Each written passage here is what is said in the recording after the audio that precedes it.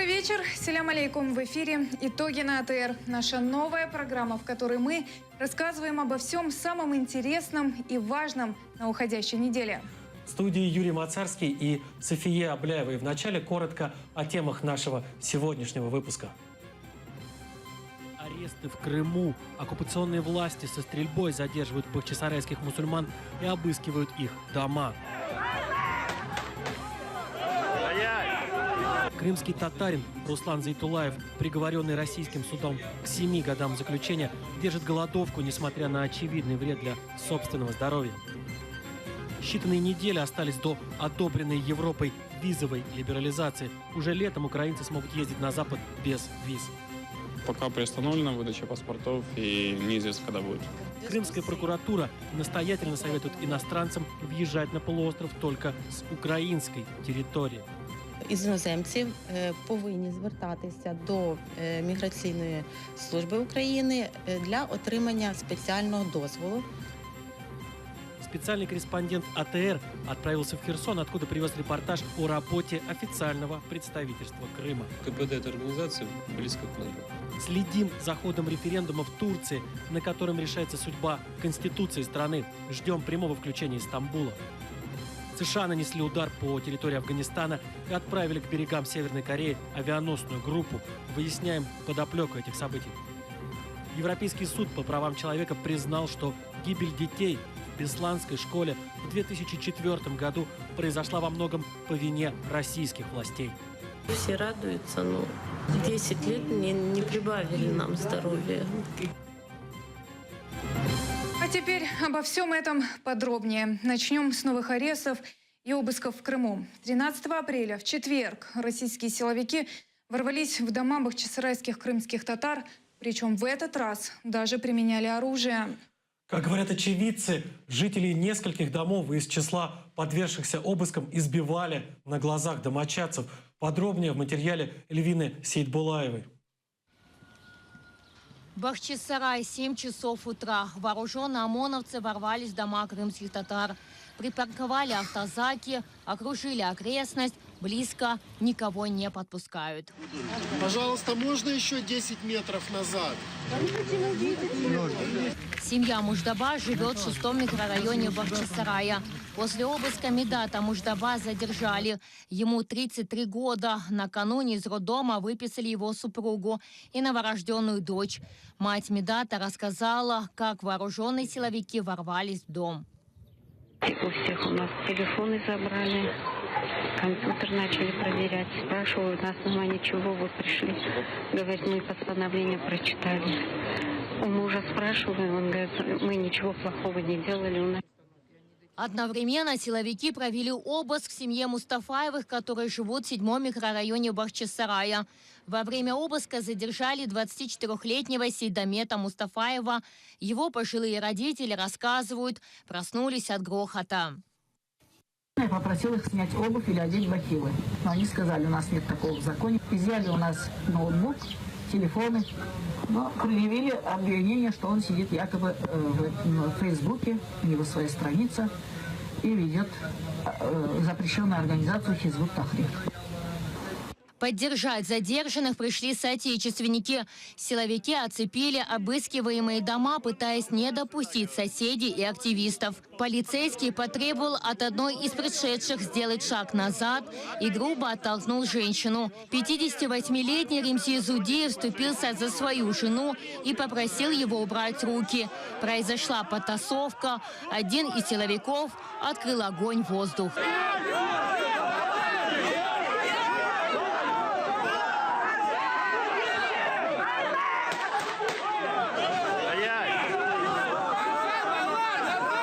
Во время столкновения несколько человек избили, потом их затолкали в автозак и увезли в участок.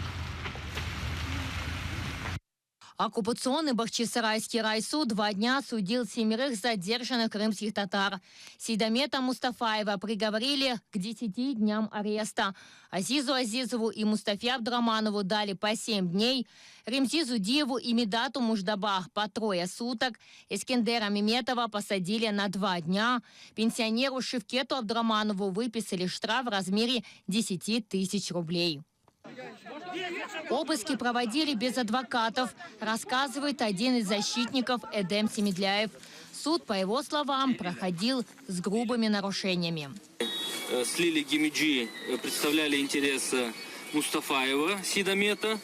Нас заверили, что остальные дела без вас не будут рассматривать, так как мы всем сказали, и ребята все говорили, что у них есть защитники, есть адвокаты. Однако впоследствии нам стало известно, что все остальные административные материалы рассмотрели без нас. Каждого заводили в кабинет судьи и быстро-быстро давали кому 7 суток, кому 2 суток, кому штрафы. В Меджлисе крымско-татарского народа уверены, крымским татарам предъявляют вымышленные обвинения. Глава Меджлиса Рифат Чубаров уверен, оккупанты продолжают запугивать коренных жителей полуострова. Москва и путиновский режим пытаются обмануть Запад тем, что, мол, мы боремся с исламскими экстремистами. На самом деле оккупационная власть вытесняет крымских татар из своей земли. И, естественно, одной из форм, одним из инструментов для выдавливания крымских татар – это религиозное преследование мусульман. Министерство иностранных дел Украины призывает усилить давление на Россию. МИД обещает, вопрос о массовых обысках и незаконных задержаниях будут поднимать на всех международных площадках. Ми засуджуємо такі дії, ми дипломатичним шляхом поінформуємо всіх наших партнерів, міжнародних партнерів, і будемо посилювати тиск на Російську Федерацію, тому що, як показує практика, лише таким консолідованим тиском та ізоляцією можна вплинути на Росію. Крымская прокуратура в Киеве открыла уголовное производство по фактам незаконное лишение свободы, нарушение неприкосновенности жилища. Виновным грозит до 5 лет тюрьмы. Частиною 2 статті 146 – це незаконне позбавлення волі або викрадення людини, та частиною 1 162 статті Кримінального кодексу України – порушення недоторканності житла. Досудове розслідування здійснюється Головним управлінням Національної поліції в Автономній Республіці Крим та місті Севастополі.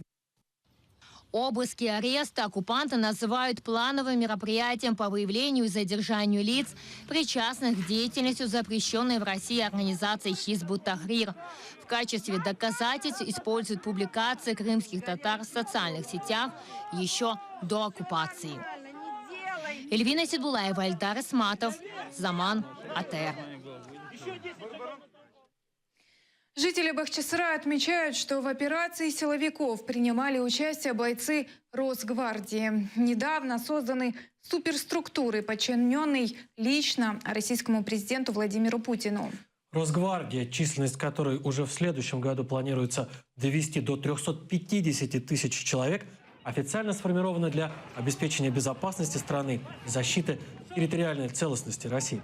Но на деле, как считают специалисты, например, ведущей американской разведывательно-аналитической компании Стрэдфорд, задачами этой структуры является ликвидация угроз для режима Путина. Косвенно выводы американцев подтверждаются не только бахчисарайской историей, но и недавним участием бойцов и техники Росгвардии в блокировании протестных акций дальнобойщиков в Дагестане. Водители, напомним, не выдвигали никаких экстремистских требований, исполнение которых могло бы нанести вред России как государству. Они лишь настаивали на отмене частной системы сбора денег за проезд по трассам страны.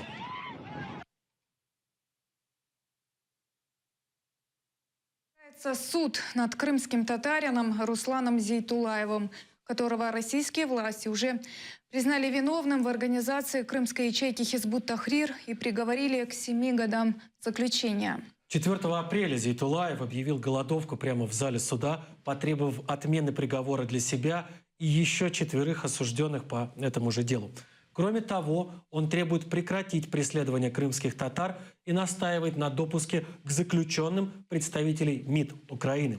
О состоянии Руслана Зейтулаева и о перспективах нового рассмотрения его дела в российском суде поговорим сейчас с его адвокатом Эмилем Курбединовым. Он выходит с нами на связь по скайпу. Эмиль, здравствуйте, вы слышите нас? Да, здравствуйте, слышу. Эмиль, здравствуйте. Расскажите, пожалуйста, каково сейчас самочувствие Руслана Зейтулаева, как его состояние можно описать? Я видел Руслана в эту пятницу, то есть позавчера. Когда я зашел в зал судебного заседания, он сидел в клетке, облокотившись об стену. Я увидел, что он очень слаб, то есть его состояние, истощенное. Вас очень плохо слышно. Еще раз, вы услышали, что он был очень слаб. Да, он был очень слаб. Он не мог говорить стоя, уже выступал он только сидя и говорил что-то во время суда. И сказал, что ему очень плохо стало во время перевозки, когда его везли из тюрьмы в суд. Так, скажите, пожалуйста, а врачи имеют доступ к нему? Они наблюдают за его состоянием? Врач имеет только доступ, который при следственном изоляторе, фельдшер. Руслан мне сказал, что раз в день приходят и меряют ему. А что с теми требованиями, которые, собственно, Руслан Зайтулаев и выдвигает? Как-нибудь суд российский, может быть, если не суд, то кто-нибудь еще реагирует на эти требования? Та же самая прокуратура, те же самые власти? Пока нет. Единственное, суд сказал, что эти требования являются политическими и не в их силах решать что-то по этим вопросам. Но это не столько к суду обращено, сколько к тем, кто имеет политическое влияние.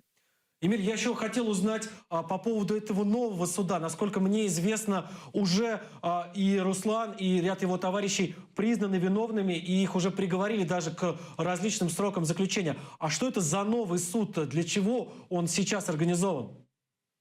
Руслан действительно был приговорен, но к 7 годам лишения свободы, но прокуратура через Верховный суд за мягкостью приговора отменила в его части и просила отправить на новое рассмотрение. Это новое рассмотрение только в отношении Руслана. Остальные трое сейчас отбывают в различных тюрьмах по 5 лет лишения свободы.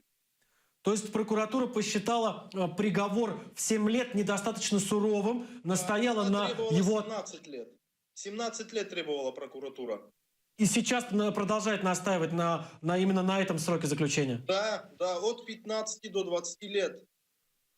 Понятно. Спасибо вам большое, Эмиль. Всего вам доброго. Напомню, Эмиль Курбединов был с нами на прямой связи. Адвокат Руслана Зайтулаева, которого, вот как мы сейчас узнали, прокуратура российская хочет приговорить к 17, требует приговорить к 17 годам тюремного заключения. Напомним, что Хизбут Тахрир – это организация, в причастности к деятельности которой обвиняются Зайтулаев и его товарищи, легально работает во многих странах Азии и Европы, а также в США и Канаде. Деятельность ее официально запрещена лишь в России, Казахстане, Таджикистане, Кыргызстане и Германии.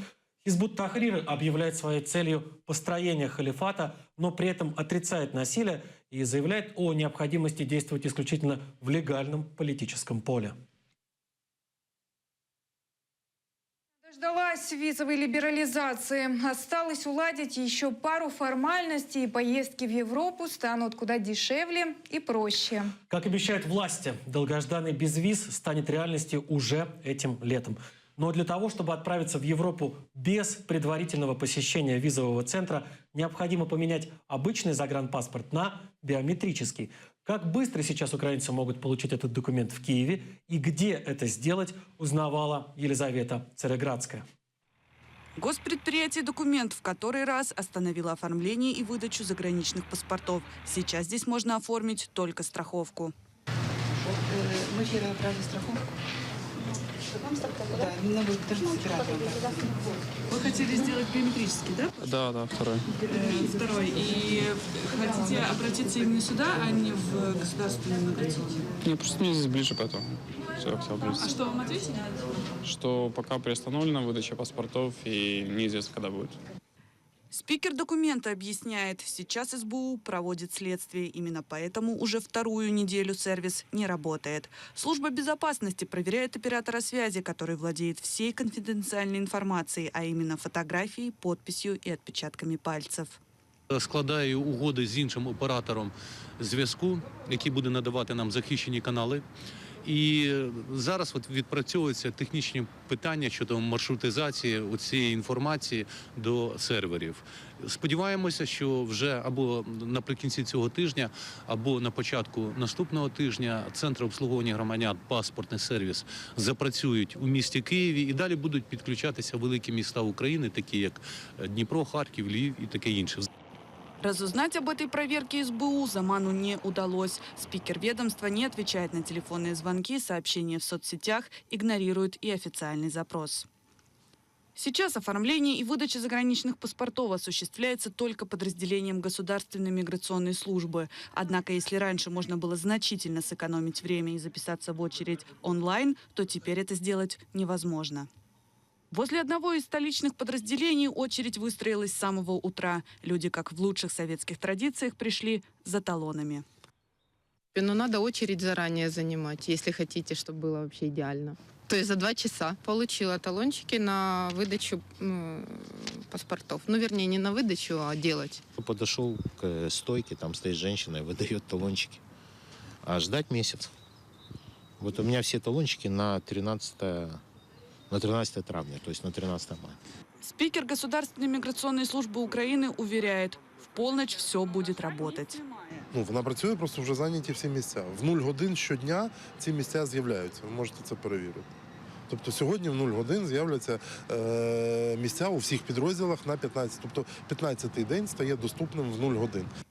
На данный момент украинцы, чтобы подать документы на получение биометрического заграничного паспорта с талоном на руках, должны ждать не меньше месяца. Потом еще 2 недели документ будет изготавливаться. В госслужбе документ, который сейчас не работает, эта процедура быстрее. После подачи документов паспорт можно получить минимум за неделю, максимум за 20 дней. Елизавета Цареградская, Эльдар Тарахташ, Эльдар Исматов, Заман, АТР. Визовую либерализацию обещал в своей предвыборной программе еще Виктор Ющенко. Но ни при нем, ни при сбежавшем в России Януковиче отмены виз для туристических поездок в Европу так и не случилось. Ключевое слово именно туристический, так как даже после вступления в силу решения о визовой либерализации всем тем, кто собирается в Евросоюз, для того, чтобы работать или учиться, необходимо будет получать соответствующую визу.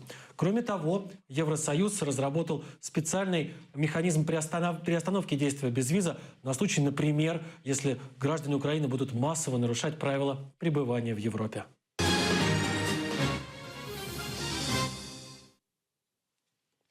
Российская администрация Крыма объявила о планах проведения в оккупированной Ялте Международного экономического форума.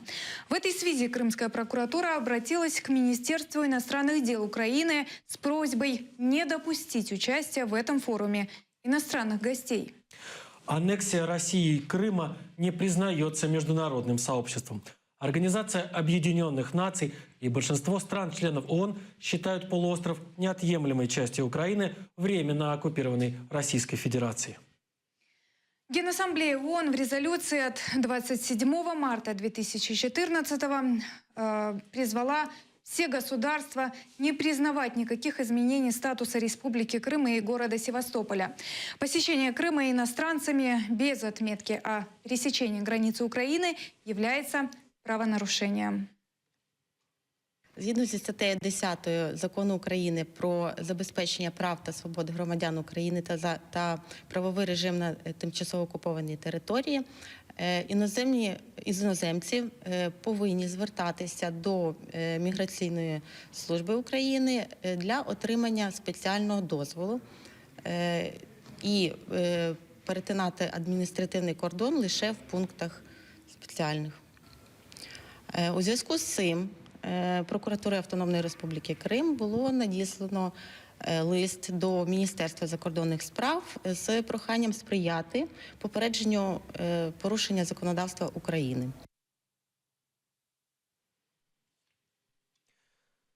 Изучать социально-экономические и политические процессы на полуострове, участвовать в разработке стратегий по деоккупации Крыма и обеспечить конституционные права граждан Украины, проживающих на полуострове. Такую задачу перед своим представительством в Крыму поставил президент Украины.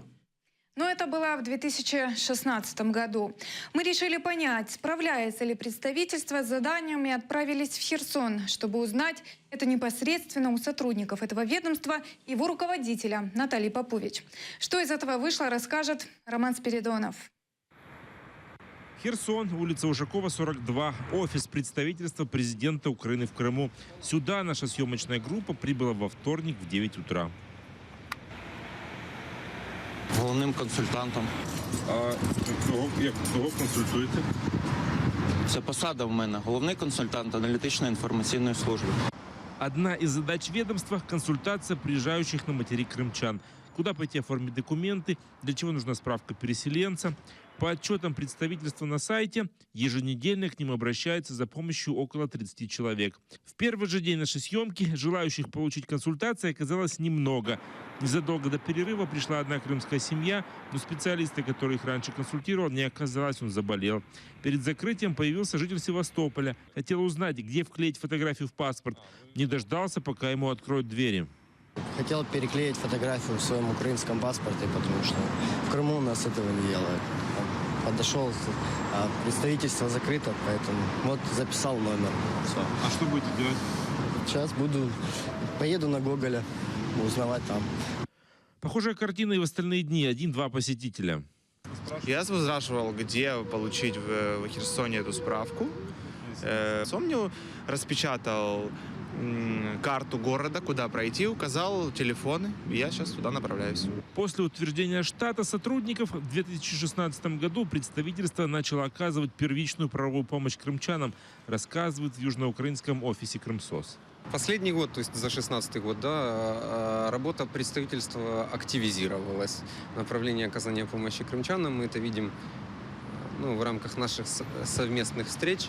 В то же время Алексей признает, их 7 юристов консультируют больше людей, чем 14 сотрудников представительства, получающих зарплату из бюджета. В прошлом году мы, например, мониторили статистику по представительству. У нас обращений больше, то есть у нас порядка 300 обращений в месяц. На следующий день мы решили узнать о том, как представительство изучает и анализирует ситуацию на полуострове и как участвует в разработке стратегии деоккупации. Телекомпания АТР. Мы бы хотели попасть внутрь, пообщаться с сотрудниками. Сейчас, одну секундочку, к вам спустятся. Да, спасибо. К нам вышел сотрудник представительства, переписал наши данные и ушел. В этот день договориться об интервью с Натальей Попович не удалось. На третий день, в четверг, мы снова были у офиса представительства. Алло, здравствуйте. Это снова телекомпания АТР. Уже прошли сутки после нашего обращения. Мы бы хотели узнать, какой результат. Сможем ли мы попасть внутрь?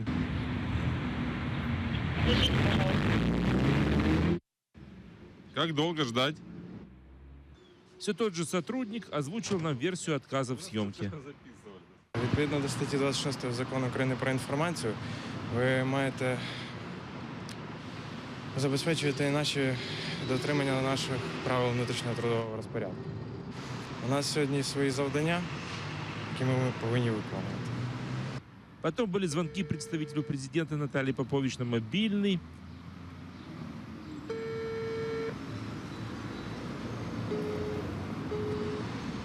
Наталья Попович скинула. Звонки в приемную и многочасовые ожидания. Но все безрезультатно. В пятницу нам сообщили окончательный вердикт. А мы вчера ждали ваш звонок, так и не дождались. Дивіться, опрацювали ваше питання. Повідомляю, що вам запропоновано звернутися з письмовим зверненням, викласти тематику і питання, які будуть обговорюватися. Получив отворот-поворот, мы обратились к людям и организациям, сотрудничавшими с представительством президента, чтобы узнать, что они думают о работе этого ведомства. Андрей Сенченко, когда еще работал в администрации президента, стоял у истоков создания представительства, но сегодня считает, что оно не выполняет необходимые задачи. На сегодня я бы не взялся критиковать тех, кто практически без ресурсов, минимальным составом, там в Херсоне выполняет задачи, но хотел бы сказать, что власть, в данном случае в лице президента, поскольку это его представительство, могла бы, уделяя больше внимания, быть более эффективной и более тогда, так сказать, понятной для украинских граждан, как тех, кто живет на свободной территории страны, так и тех, кто волей судьбы, так сказать, оказался в оккупации. Разочарованы работой представительства в Меджлисе. Мое видение – это структура, которая должна была быть все-таки цементирующей, которая генерировала бы идеи по деоккупации, которая должна была заниматься стратегией деоккупации и так далее. На мой взгляд, это организация, которая выполняет функции больше общественной организации за бюджетные деньги. То есть, опять-таки, это мой вид, может быть, он не объективный, но КПД этой организации близко к нулю. Увы, эффективность работы на сегодняшний день представительства очень невысок. Я считаю, что для того, чтобы эта структура не просто была номинальной, а конкретной, работоспособной, ее надо оживить. И чтобы она выполняла действительно те функции, которые стоят перед ней. Не местечкового характера, а большие глобальные проблемы, которые будут давать плюсы и показывать людям, проживающим в оккупированном Крыму, что Украина их поддерживает. Телекомпания АТР готовит информационный запрос. Мы не теряем надежды, что в представительстве найдут время ответить на наши вопросы. Роман Спиридонов, Асан Иминов. Итоги АТР Херсон.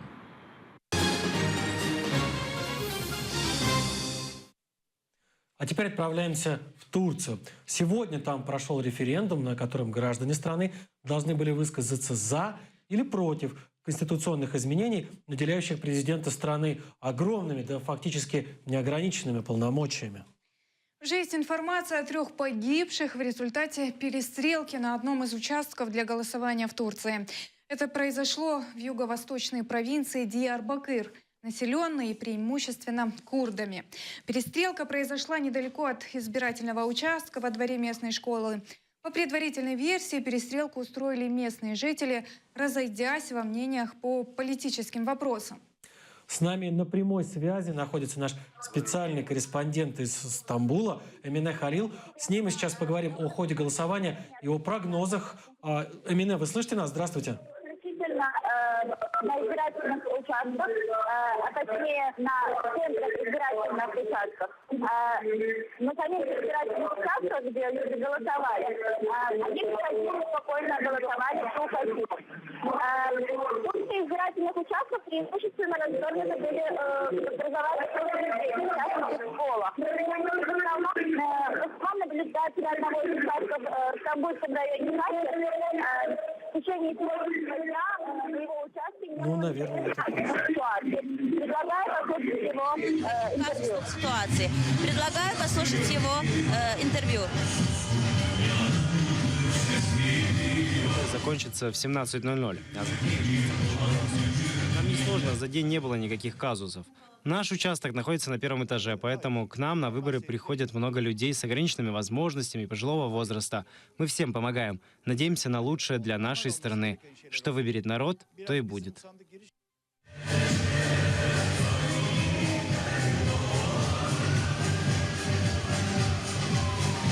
В основном турки в течение дня открыто говорили за какой ответ они проголосовали. И в основном были ответы «да» услышаны. В то же время «нет», «хайер» тоже были те, кто говорил, что «нет». Но также были те, которые оставили при себе вариант своего ответа и не сказали. Предлагаю послушать ответы людей.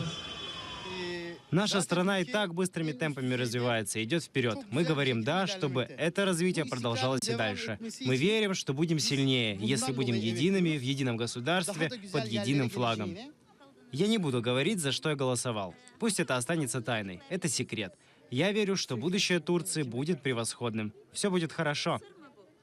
Особо ничего не ждем. Для нас гарантом является наш президент, и этого достаточно. Это наши первые выборы. Нам недавно исполнилось по 18 лет. Конечно же, мы сказали «нет», потому что мы против системы, где правит только один человек. Надеюсь, победит «нет». Если победит «да», то будет плохо. Мы надеемся, что победит «нет», потому что это наше будущее. Чтобы наше будущее было лучшим, чтобы мы учились в лучших учебных заведениях, чтобы люди были свободными, чтобы женщин не ограничивали, мы предпочли сказать «нет». Я сказал нет. Есть система и порядок, к которому мы привыкли. Пусть так и продолжается. В таком случае есть надежда, что будут улучшения. А если скажу «да», то неизвестность. Не знаем, что будет дальше. Есть то, что нам знакомо, поэтому я решил сказать «нет». Надеюсь, победит «нет», за что я и отдал свой голос. И тогда у нас все будет хорошо. Я даже своему отцу не дам права единогласия. У меня должно быть право слова. Раз я тоже живу в этой стране, то и у меня должны быть права. Я полон надежд, я верю, что Турция и турецкий народ выберут «да», потому что «да» — это правда, а «нет» состоит из полной лжи. Я надеюсь, что Турция по совести выберет «да». Я думаю, народ должен взорвать избирательные урны выбором «да». Мы знаем, как прежние власти управляли страной и грабили страну и народ. При сегодняшней власти народ в достатке и изобилии. Но наш народ неблагодарный, поэтому мне сложно что-то предугадать. Пусть Аллах даст самый благой результат нам. Я сказал «нет». Я думаю, что это правильно. Считаю, что не должно все быть привязано к одному человеку. Все должны иметь право выражать свое мнение. Государство до сих пор не обращало на нас внимания. Право на страховку у нас отобрали. Наш народ живет на своей родине, в своей стране, но только мы знаем, как мы живем. Иностранцы здесь, в Турции, живут намного лучше нас, а мы не можем нормально жить в своей же стране. Мы сказали «да», чтобы в нашей стране не было греха, харама, чтобы не было войны, чтобы у нас не было как в Сирии, чтобы у нас было все хорошо, чтобы был мир, единство, братство, все для мусульман.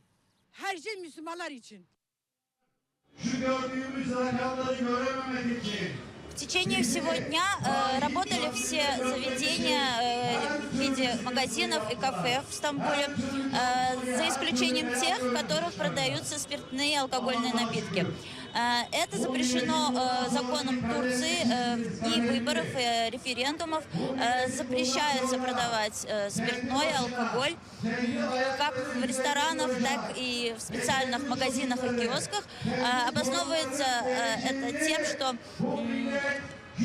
по правилам люди, которые идут на голосование, должны быть трезвыми, в трезвом виде голосовать, а также они опасаются того, чтобы после окончания объявления результатов не было никаких стычек и каких-то драк, возможно, в нетрезвом состоянии.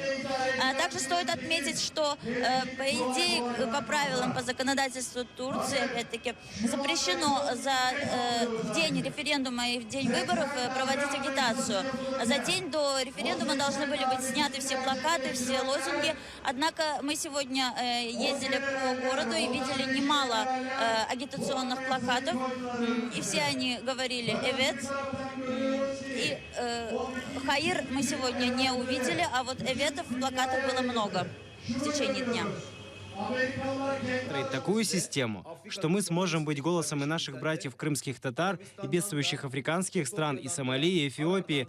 Это «да» для нас очень важно, для того, чтобы сделать Крым независимым. Если на референдуме победит «да», то Эрдоган приложит все усилия и всеми способами, и дипломатическими, и экономическими, и другими, сделает все возможное, чтобы положить конец тому, что происходит сейчас с Крымом. Мы провели длительную агитационную работу. Она была выполнена эффективно, в целом по всей стране. В итоге мы дали слово людям, потому что в демократической стране решающее слово за народом. Народ сам должен решить, чему быть. С нашей точки зрения, это не наши выборы, это не наш референдум. Это выборы и референдум, который решит судьбу страны. Референдум, который определит путь нашей страны. Пользуясь случаем, передаю привет всем крымским татарам.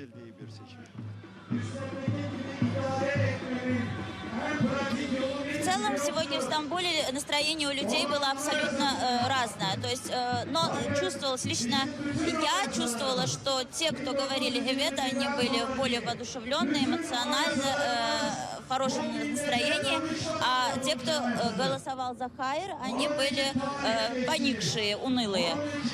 Вот в целом разное настроение присутствовало в Стамбуле. И в данный момент мы находимся в районе Фатих, где уже объявили результаты. И вот люди здесь салют выпускали. Настроение в основном у всех хорошее. Спасибо большое, Эмине. Благодарю вас. Всего вам доброго. Напомню, на прямой связи со студией из Стамбула была специальный корреспондент АТР Эмине Халил.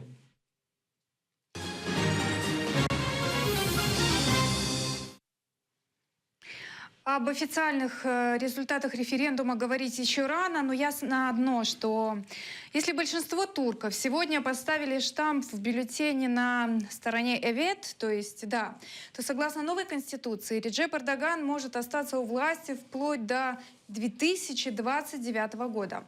Новая конституция увеличивает президентский срок до 5 лет и позволяет президенту оставаться у власти 2 срока подряд. То есть, если поправки будут приняты, а Эрдоган выиграет следующие выборы в 2019 году, он сможет остаться на посту президента еще 10 лет. Отметим, что если конституционная реформа будет одобрена народом, ее положение вступит в силу лишь к концу 2019 года, после новых выборов президента и парламента.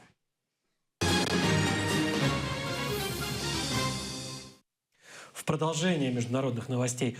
На уходящей неделе вооруженные силы США отметились бомбовым ударом по позициям ИГИЛ в Афганистане и переброской ударной авианосной группы к берегам Северной Кореи.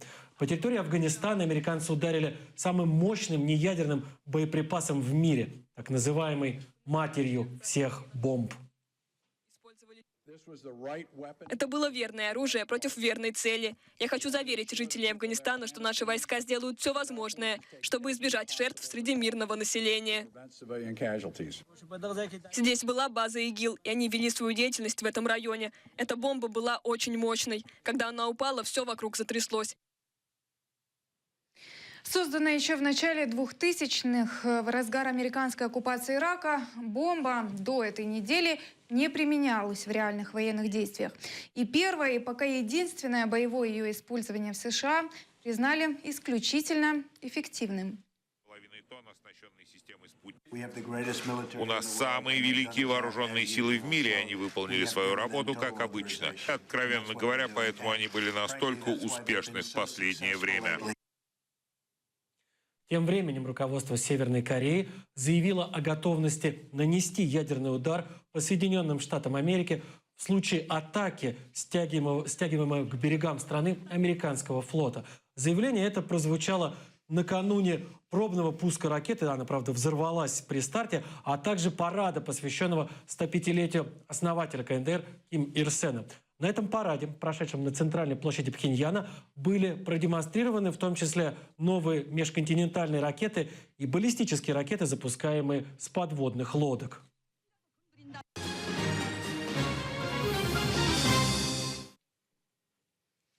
И еще одна громкая новость этой недели. Европейский суд по правам человека признал чрезмерным применение российскими властями силы при захвате террористами школы в северо-осетинском Беслане.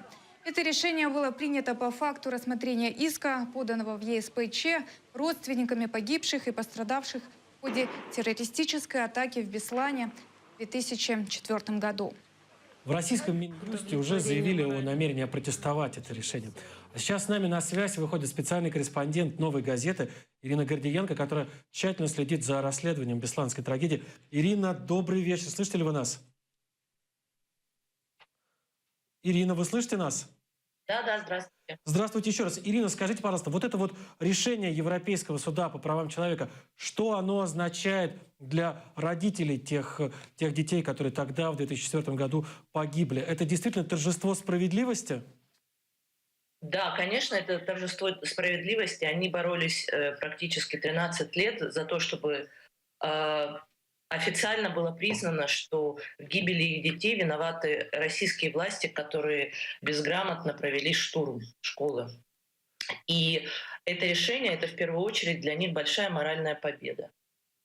Но насколько я понимаю, Ирина, насколько я понимаю, не только морально, ведь ЕСПЧ присудил в том числе и какую-то материальную компенсацию родственникам погибших. Да, безусловно, присудил, но если разделить, и эта сумма внушительная, это практически 3 миллиона евро, но если, учитывая количество заложников и пострадавших там, а это около 1300 человек, то суммы, которые будут, в случае, если они будут выплачены каждому человеку пострадавшему, да, или выжившему, они, в принципе, не такие уж и большие. Ирина, насколько я знаю, сейчас, 2 года назад, около 2 лет назад, в России был принят закон, отменяющий приоритет международного законодательства и делающий национальное законодательство превалирующим. То есть российские власти могут, в принципе, не исполнять решения международных судов, в том числе и Европейского суда по правам человека. Я правильно понимаю? Да, к сожалению, это так, потому что после вала обращений разных людей, в частности, международные инстанции, граждан Российской Федерации, которые ищут, не могут добиться справедливости от российских судов, и они обращаются в европейские, и одно время был последовательно прям вал решений, в ходе которых Суд по правам человека европейский признавал российские власти виновными и обязывал их выплачивать компенсации пострадавшим. И поэтому было принято нашими парламентариями такое решение, что решение Европейского суда является для нас вспомогательными, но ни в коем случае не обязывает наши власти что-то предпринимать, чтобы исполнять эти решения. Спасибо вам большое, Ирина, за подробный рассказ. Всего доброго. Напомню, на прямой связи со студией ТР из Москвы была специальный корреспондент «Новой газеты» Ирина Гордиенко. На этом все. Встретимся ровно через неделю на телеканале АТР. С вами были Юрий Мацарский и София Абляева. До свидания. Всего хорошего.